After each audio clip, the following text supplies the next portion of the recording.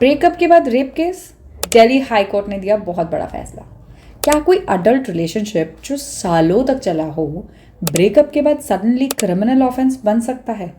क्या कंसेंट को बाद में वापस लेकर कहा जा सकता है अब जो हुआ था वो क्राइम था?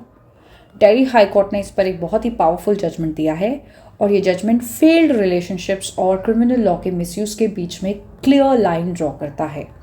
In a recent judgment by Delhi High Court, Justice Swarna Kanta Sharma held consent once freely given by an adult cannot later retrospectively withdrawn just because the relationship ended. Court ने clearly कहा criminal law heartbreak को punish करने के लिए नहीं बना है। It is meant to punish crime and not emotional disappointment. और ये लाइन एक्सट्रीमली पावरफुल है। अब फैक्ट सुनो।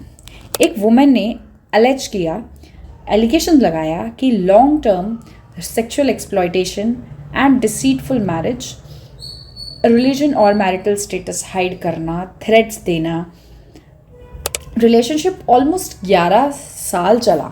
ठीक है, दोनों अडल्ट थे, एजुकेटेड थे, लॉ प्रैक्टिस भी करते थे, लिव इन टाइप अरेंजमेंट था, सोशल इंटरैक्शंस थे। ट्रायल कोर्ट ने ऑलरेडी सीरियस चार्जेस से अक्यूज को डिस्चार्ज कर दिया था। हाई कोर्ट ने भी डिस्चार्ज अपहोल्ड कर दिया। कोर्ट ने कहा अगर दो अडल्ट्स नोइंगली और voluntarily living together in a relationship और रिलेशनशिप सालों तक चलता है और कोई इमीडिएट कंप्लेंट नहीं आती है तो सिर्फ ब्रेकअप के बाद कह देना कि ये सब एक्सप्लॉयटेशन था ऑटोमेटिकली क्रिमिनल ऑफेंस नहीं बन जाता। कोर्ट ने स्पेशली कॉशन दिया क्रिमिनल प्रोसीडिंग को रिटेलिएशन टूल मत बनाओ। Failed relationship are not is equals to rape cases. Informed consent को रेट्रोस्पेक्टिवली कैंसिल नहीं किया जा सकता। अब ध्यान से सुनो, ये बहुत इंपॉर्टेंट है एग्जाम और प्रैक्टिस दोनों के लिए। लॉ कहता है if consent was obtain bye fraud by marriage from the beginning, false promise with no intention to marry, then it can amount to offense. अगर दो adults voluntarily एक relationship में enter करते हैं और बाद में relationship खराब हो जाता है, that does not convert past intimacy into rape. ये difference समझना है बहुत ज़रूरी। तो कोर्ट का clear principle था कि breakup alone does not form consensual intimacy into criminal liability. Right? Especially when parties are educated, long relationship history, no immediate protest, court must guard against misuse of the law. इस judgement का impact क्या है?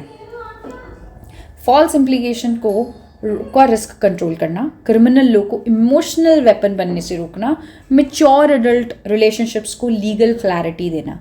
और ये judgement सिर्फ litigants के लिए important नहीं है, ये आजकल जो यूथ है, जो एंटायर जनरेशन है, उसके लिए जानना भी बहुत ज़रूरी है। बट याद रखिए every case depends on facts. False promise cases अलग होते हैं, कोर्शन अलग होता है, but simple heartbreak that's not a crime. तो सवाल ये है कि क्या हर फेल्ड रिलेशनशिप को FIR में कन्वर्ट कर देना चाहिए या क्रिमिनल लॉ को सिर्फ एक्चुअल क्राइम तक लिमिटेड रहना चाहिए? कमेंट करके बताओ। और अगर ऐसे लीगल ब्रेकअप्स चाहते हो और अगर लीगल ब्रेकडाउन्स चाहते हो तो फॉलो करो।